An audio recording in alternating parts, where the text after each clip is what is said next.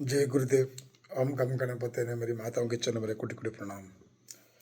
मित्रों, मैं निखिलेश्वर गुरु जी की साधना के बारे में कुछ बताना चाहता हूँ, लेकिन उससे पहले मैं दो बात बताना चाहता हूँ।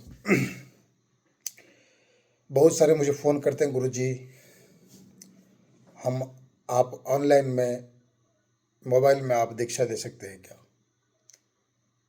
मैं उनसे एक सवाल करता हूँ, जब आप स्कूल में पढ़ाई नहीं करते हैं तब आपके घर में आपका स्कूल का टीचर घर पे आके पढ़ाई कराता है? वो पढ़ाता है घर पे आके? नहीं पढ़ाता है। जब आप स्कूल में जाओगे, टीचर के सामने बैठोगे, गुरु के सामने बैठोगे, तो गुरु से तुम कुछ वार्तालाप करोगे, गुरु से कुछ सीखोगे और गुरु तुम्हें समझाएगा।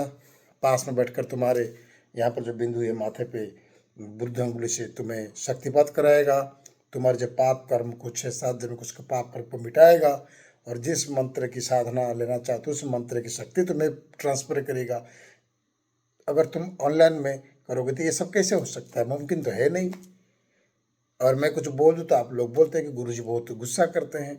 मतलब गुस्सा वाली बातें हैं तुम सोचते हो। जब तुम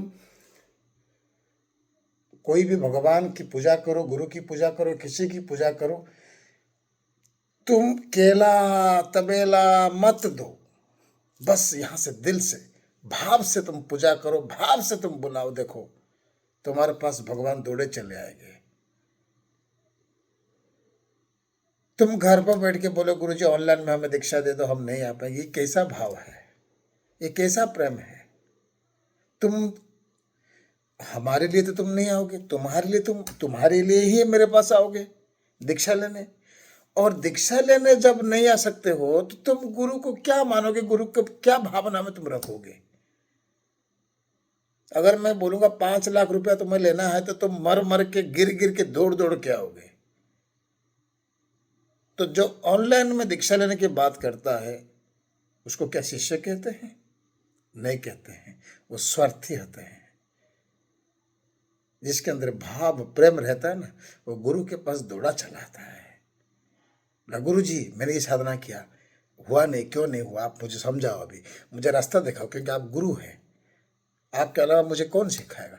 तब गुरु अपने पास में बैठा कर उसको समझाता है कि बेटा ऐसा ऐसा गलती है, ऐसा करो ऐसा करो। घर पर बैठ के गुरु से ऐसा बात मत करो। वो जो यूट्यूब में बाहरी से लाखों गुरु निकले हैं, वो व्यवसाय करते हैं, बिजनेस करते हैं, उनसे अगर आप फ़ोन करो तो ठीक है, लेकिन हमारे साथ फ़ोन से ऐसा बात करोगे तो हमें कष्ट होता है।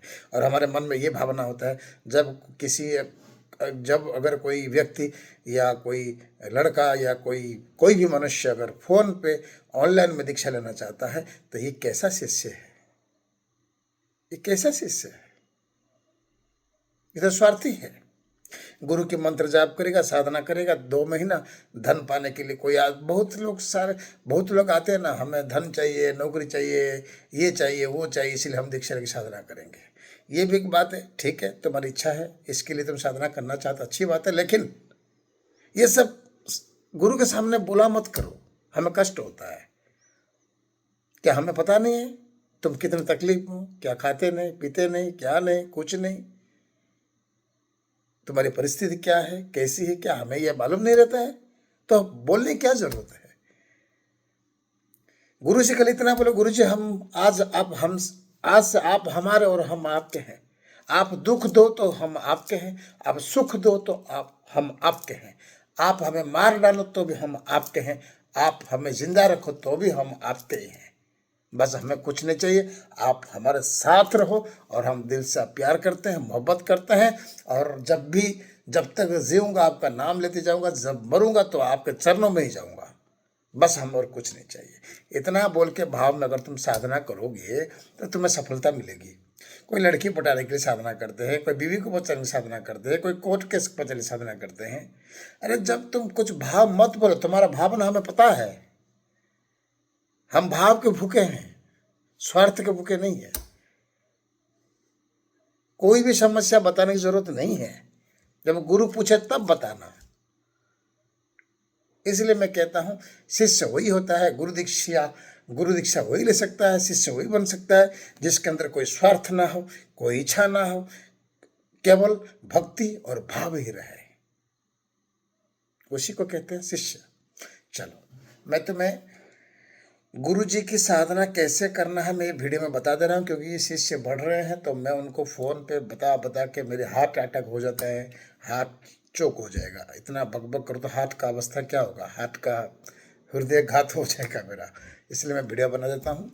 जो भी नए शिष्य सब दीक्षा ले रहे हैं, अगर कोई समझ में नहीं आया तो इस वीडियो को देखें। इसको मैं फेसबुक में और नाग मंत्र विज्ञान यूट्यूब चैनल जो है हमारा, उसमें भी मैं अपलोड कर दूँगा। सबसे पहले जाकर कोई उचित गुरु से दीक्षा लें, या तो आप हमसे दीक्षा लें या कि कहाँ भी दीक्षा लें। तो मैं हमारे निखिलेश्वर गुरु जी की साधना के बारे में बता रहा हूँ, छोड़ दो दूसरे गुरु के बारे में। सबसे पहले आकर गुरु दीक्षा लें। गुरु दीक्षा लेने के बाद यहाँ से गुरु साधना का सामग्री प्राप्त करें नाग मंत्र विज्ञान परिवार से, और गुरु दीक्षा लेकर आप अपने घर पर जाओ, अपने स्थान पर जाओ। किसी भी गुरुवार से, किसी भी बृहस्पतिवार से साधना प्रारंभ करें। आपको 2,16,000 मंत्र जाप करना पड़ता है और 51,000 गुरु मंत्र से हवन करना पड़ता है। और ये आप जो हवन है, आप साधना के समय में आप हर गुरुवार को आप हवन कर सकते हैं। और या तो आप गुरु साधना जो अनुष्ठान करेंगे कि मुझे इतना मंत्र जाप करना है इतने दिन के अंदर, चाहे 11 दिन कभी नहीं करना, 21 दिन हो या 31 दिन हो या 41 दिन हो, इतने दिन के अंदर हमें 2,16,000 मंत्र जाप करना है। और 2,16,000 मंत्र के बाद हमको 51,000 आहुति देना है। और 51,000 जो आहुति दोगे आप एक दिन में नहीं दोगे, उसके लिए भी 11 दिन का या तो 21 दिन का निकालो और उसी के हिसाब से काउंट कर दो कि हमें कितना पर डे कितना आहुति देना पड़ता है। मैं तुम्हें जो बता रहा हूँ ये छोटी मोटी चीज़ नहीं है, तुमको बहुत 2 महीने के अंदर शक्तिशाली बनाने के लिए बोल रहा हूँ। 2 महीने के अंदर तुमको पावरफुल बनाना चाहता हूँ, इसलिए मैंने बोला 51,000 आहुति, 2,16,000 गुरु मंत्र जाप करना है। सुबह आप 4:30 बजे, 4 बजे उठकर प्रातः समय स्नान आदि करके आप 4:30 बजे से लेकर आप साधना प्रारंभ कर सकते हैं।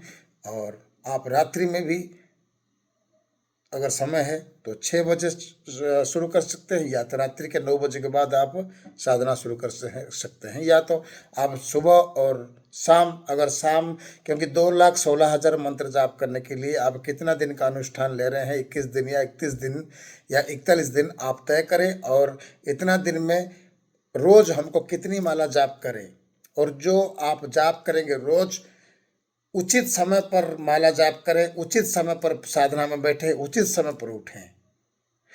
भले ही साधना जाप कल में आपका समय देर हो जाए चलेगा, लेकिन जब साधना प्रारंभ करेंगे उचित समय में ही, क्योंकि देवी देवता गुरुजन हमारे घर का नौकर नहीं है, उनके भी 1000 काम होते हैं, 1000 शिष्य होते हैं, 1000 भक्त होते हैं, सबके पास जाना पड़ता है।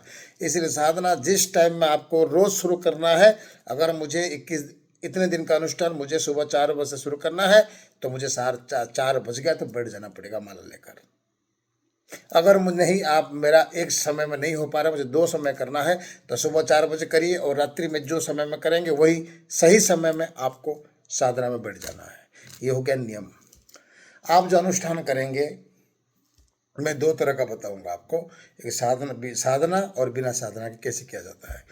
अगर आप अनुष्ठान कर रहे हैं, आप किसी भी गुरुवार से पूर्व दिशा या तो उत्तर दिशा या तो ईशान्य कोण में आप गुरु जी की प्रतिमा रखें और घी की दीपक लगाएं, गुलाब के फूल अर्पण करें।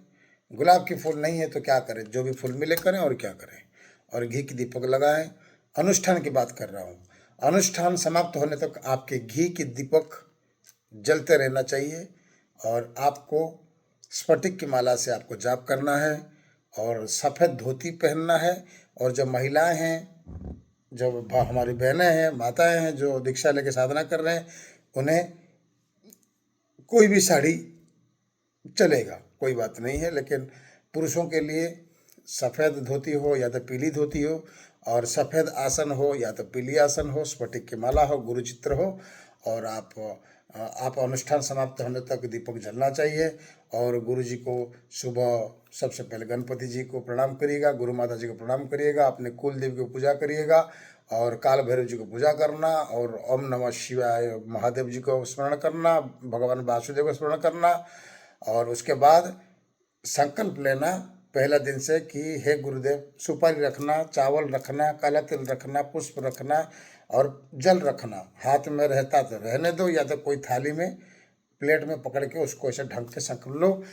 हे गुरुदेव, मेरा नाम, मेरा गोत्र ये है, मेरा राशि ये है, मेरा पिता का नाम ये है, मेरा माता का नाम ये है, आज ये दिन है, ये बार है, ये समय है। आज से मैं आपके पुत्र, आपके शिष्य नायक गुरु जी के आदेश से मैं आपका साधना इतना दिन के अंदर इतने लाख मंत्र और इतनी आहुति देने जा रहा हूँ। आप मुझे कृपा करें कि साधना के मार्ग में मैं आगे जाऊँ और आपकी कृपा हो। इतना करके जल को पहला दिन में संकल्प ले ले, और बाकी संकल्प लेने की जरूरत नहीं है। खाना में आप 3 बार खाओ, 4 बार खाओ, 5 बार खाओ, कांदा खाओ, प्याज खाओ, लहसुन खाओ, कोई बात नहीं है। लेकिन एक बात है, अगर 3 बार खाओगे तो तुम्हारा पेट भरा रहेगा, तुम बैठने के जाप कर नहीं पाओगे। पेट जितना खाली रहेगा, आलसी तुमसे दूर भागेगा और तुम जाप कर पाओगे बैठ के। और रहा प्याज खाओ, लहसुन खाओ, कांदा खाओ, अनुष्ठान के बाद में खाओ, चलता है। अगर अनुष्ठान के अंदर कोई तकलीफ होता है तो खाओ, चलता है। लेकिन अगर बिना प्याज बिना लहसुन से अगर साधना करोगे तो वो उत्तम पवित्र होता है। देखिए, जैसी भक्ति वैसी शक्ति, मेरा कर्तव्य है बता देना, बाकी तुम्हारी अगर तकलीफ है तो क्या कर सकता हूँ। ये है नियम है, बता दिया मैंने। और इतने दिन के अंदर गुरुजी तुम्हें दर्शन देंगे जरूर। तुम्हें अनुभव हो जाएगा कि गुरु जी तुम्हारे पास आ रहे हैं। तुम्हें बहुत तरह के अनुभव होगी और मेरा भी दर्शन होगा तुम्हें, सुनिश्चित है। और महाकाली या बगलामुखी योगिनी, इन माताओं की भी दर्शन होता है सभी को, और तुम्हारे भाग्य में तो होएगा। प्रयास करो, प्रयास करने में क्या, मैं तो बहुत दिन से प्रयास कर रहा हूँ और हो रहा है, और मेरे बाकी शिष्य भी प्रयास कर रहे हैं, चल रहा है। उसके बाद अगर अनुष्ठान खत्म हो गया तो आपको जीवन भर के लिए रोज का 5 माला या तो 11 माला आप जाप कर सकते हैं, कोई बात नहीं है। उसके बाद आप फिर से मुझसे बोलेंगे गुरुजी अभी गुरु साधना समाप्त हो गई, अभी हमें आगे क्या साधना लेनी है, क्या साधना करनी है। तो मैं पूछूंगा बेटा तुम्हारे जीवन की समस्या क्या है, क्योंकि गुरु साधना मुख्य है। गुरु साधना के बाद ही तुम्हारे अंदर ऊर्जा जब जमा होएगी, इकट्ठा होएगी, तब जाके मैं आगे की साधना में ले पाऊंगा। क्योंकि मेरी जो दीक्षा है, शिक्षा है, step by step, step by step, step by step. क्योंकि मैं दुड़ा दुड़ा के भगाऊंगा, तुम गिर जाओगे, फिर उठाने में मुश्किल हो जाएगा। इसलिए मैं तुमको धीरे धीरे ले रहा हूँ। 3-4 महीने के अंदर तुम पावरफुल बन जाओगे, ये मैं लिख के दे रहा हूँ। इसलिए आने वाली 29 जनवरी 2026 को नए साल में एक नए जीवन बनाओ और दीक्षा लेके साधना प्रारंभ करो। सभी भारतवासियों से मेरा निवेदन है, क्योंकि मुझे एक तंत्र मुक्त समाज बनाना है। ये था गुरु साधना का। और बाकी अगर कोई समझ में नहीं आया तो आप मुझे फ़ोन मत करिएगा, कभी भी फ़ोन उठाता नहीं हूँ। व्हाट्सअप में ही मैसेज करना, तो मैं रिप्लाई दूंगा। अगर बात करने का कोई अगर ज़्यादा कारण रहेगा तो मैं तुम्हें बोलूँगा कि बेटा मैं बात करूँगा, फ़ोन करो। नहीं तो तुम मुझे मैसेज करना। खुश रहो। नए साल की ढेर सारी शुभकामनाएं है। तुम्हारा जीवन खुशहाल से भर जाए। और गुरु निखिलेश संबंधी की तरफ से मैं तुम्हें आशीर्वाद दे रहा हूँ। तुम्हारा जीवन खुशीमय हो, रंगमय हो, उल्लासमय हो और आनंदमय हो।